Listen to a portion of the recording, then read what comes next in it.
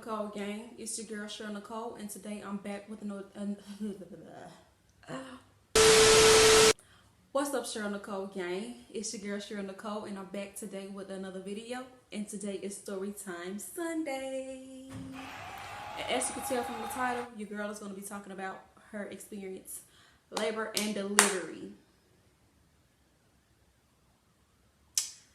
Let's get into this video. Okay, so we're gonna start from when I got pregnant. So I got pregnant October, November-ish in 2015. I was in my first semester at Delta State University. Don't get it twisted, because your girl was a first time. Well, I was already a one-time college graduate, so I was just going to further my education for those of you who love to stay in people's business. Okay, so yep, I ended up getting pregnant my first semester at Delta State University. If you don't know where Delta State University is, it is located in Cleveland, Mississippi. Okay, boom. So found out I was pregnant. I was attending my doctor's appointments with my kid's dad and stuff like that. He came to like every one of them. And, you know, I just had a great support system as far as getting ready to be a first-time mom. So, you hear my YouTube voice. Okay, let me chill. But, so let's fast forward to the day before, okay? Because I don't want to just go on and on and on and on. Like, I'm not trying to give you a whole timeline of a pregnancy. I just want to tell you guys my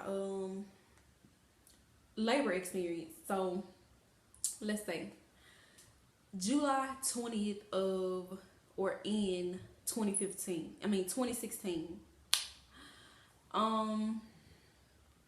Me and my cousin, we were trying to go for a walk, you know, because I had made it a habit to getting up early in the morning and going to getting up early in the morning around 6 o'clock to go walking, to walk her down, because I was like full of baby and my stomach set really high.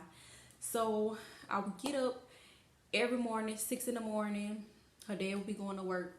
I'll be going to the track to walk a few laps, you know, just to get that stomach down, honey. And I had started to go twice a day. So I would do in the morning and then I would do in the afternoon. So July 20th, the day before my daughter was born, me and my cousin had actually went to the track. I was like, okay, cool.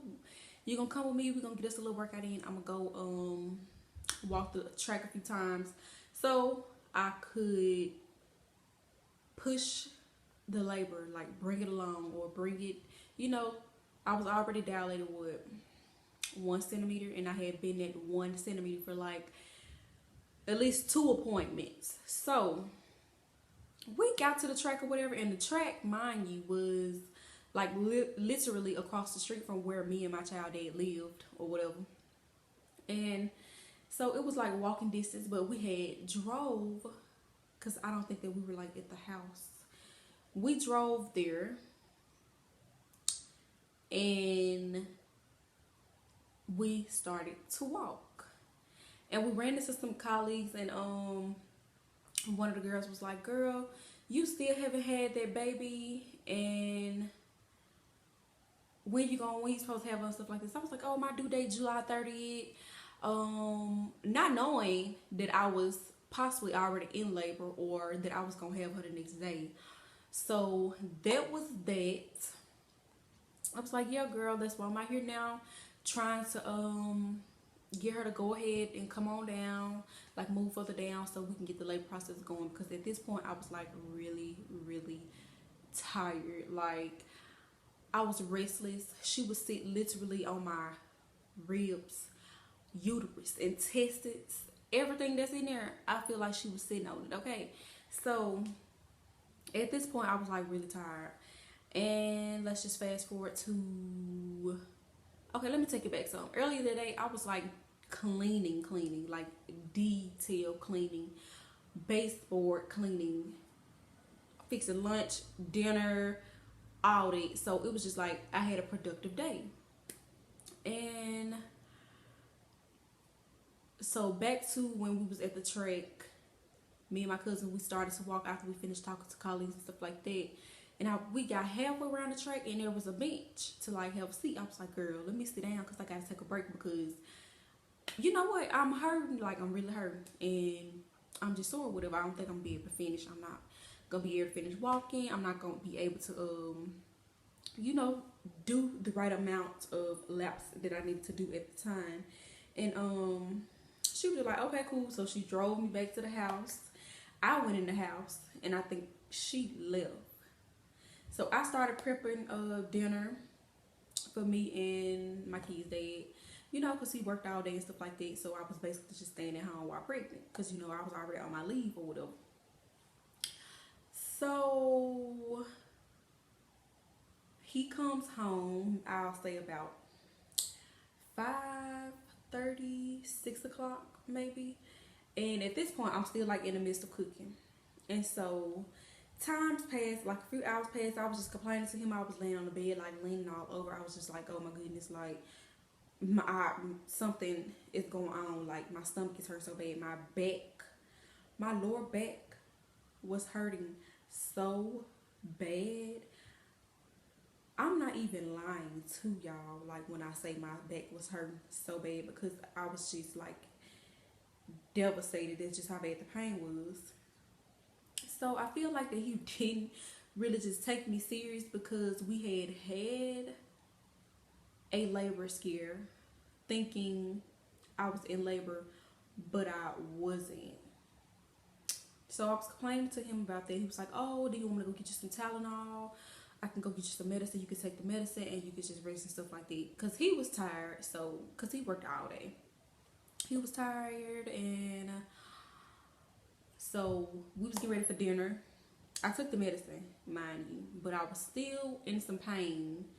So I took the medicine, fixed our food, we ate, then we started getting ready for bed. Like we took our showers, then we got in the bed and lay down. So I'm like, okay, cool. Maybe if I just, you know, try to sleep, the pain will just gradually stop. Like it did not. When I lay down, I felt really weird. And when I say I felt really weird, I mean it felt like something had popped in my stomach. I know y'all probably like, but I'm so free. I heard the noise. It sounded like something had popped. So at this point, I kind of nudged on him. I was just like telling him, I was just like, something not right. Like I'm gonna have to go to the emergency room. But I don't want you to like get up because what if it's a false alarm again? So I called my cousin. Like my cousin stayed with all of 5 minutes away. She stayed 5 minutes away. So I called her. I'm like, look, girl, you're gonna have to come take me to the emergency room. Like you run it up. Like so she came or whatever.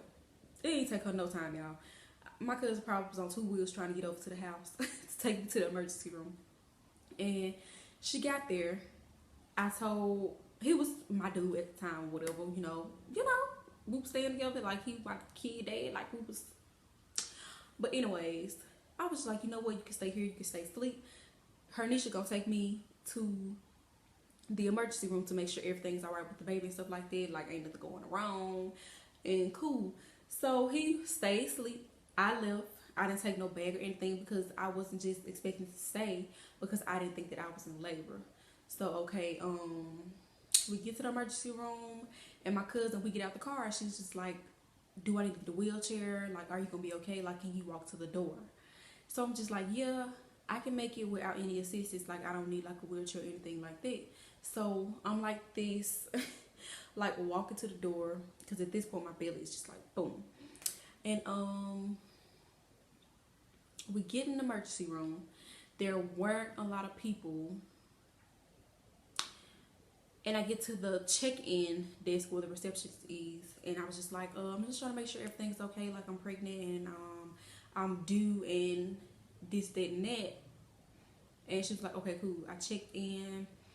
A nurse, she was a nurse or something like that. She worked in labor and delivery. She came down with the wheelchair.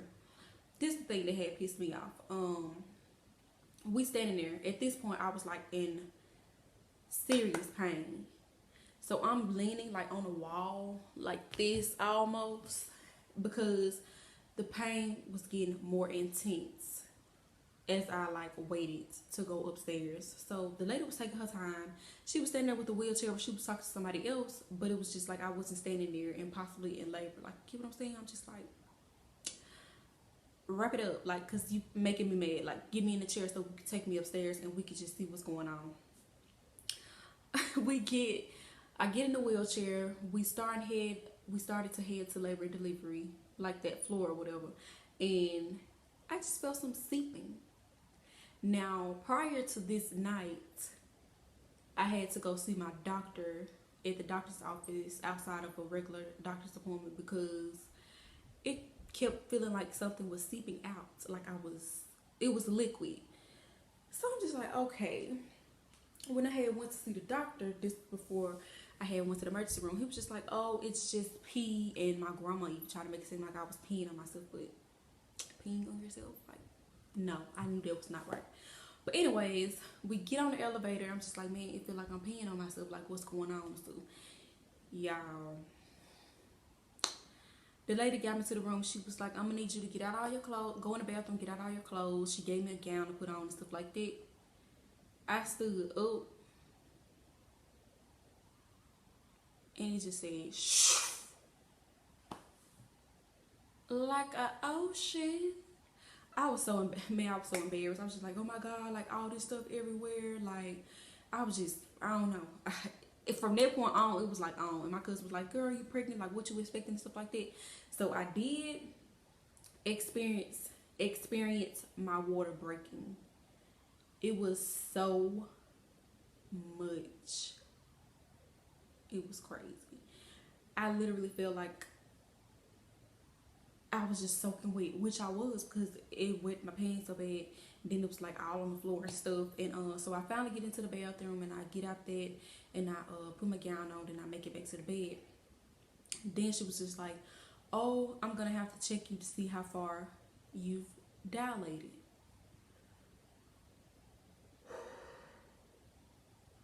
When I say I thought I was for the meet Jesus on the other side, because when nurses be checking you to see how far along you have dilated, that stuff hurts. I don't care how nobody try to put it. I don't care how tough you are. None of it. It hurts. And at this point, you know, I had just got to the hospital because I didn't have any pain medicine or like no epidural and stuff like that. So I'm feeling everything. All the contractions just coming. And then my other friends had made it to the hospital because my cousin had called them up. She was like, oh, Cheryl in labor. So it's just like, okay, y'all get here and stuff like that. So they're like, okay, cool. I know my poor friends, they probably still laugh at me and talk about me to this day because I cussed one of them out. She was trying to put wet, cool towels on my arms, just like, please get this off of me. Like, I can't. I cussed the nurse out. I probably should have cussed the man out who gave me the epidural because it took so long. I was just like, oh my God. I went probably 2-3 hours past before I got an epidural, and I was just like, you know what? I can't do it. Like, I'm not gonna try to be super safe or super woman, trying to do it natural because I just could not bear the pain. Like, them contractions was just eating me alive. So I got there. It felt all of like 5 hours before I even got the epidural.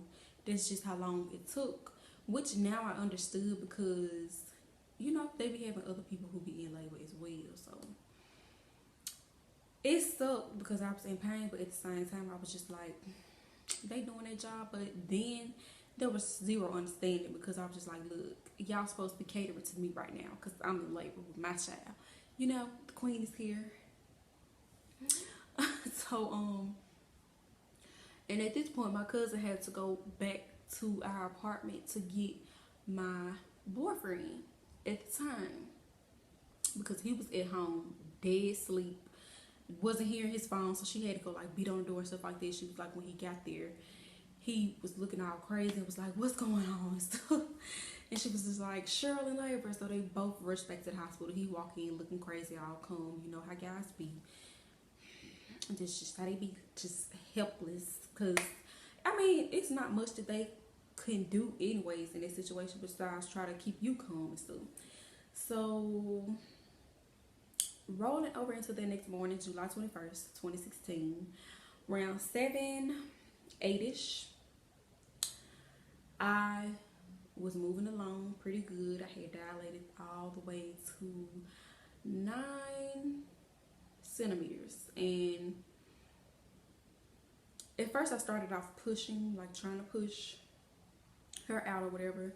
But I would push, she'd see her hair and stuff like that. And then it's like she would get sucked back in. So by that happening, I ended up having to be on oxygen, trying to push as well. And then they had to go ahead and go get the doctor, Dr. Ball. That was my doctor or whatever.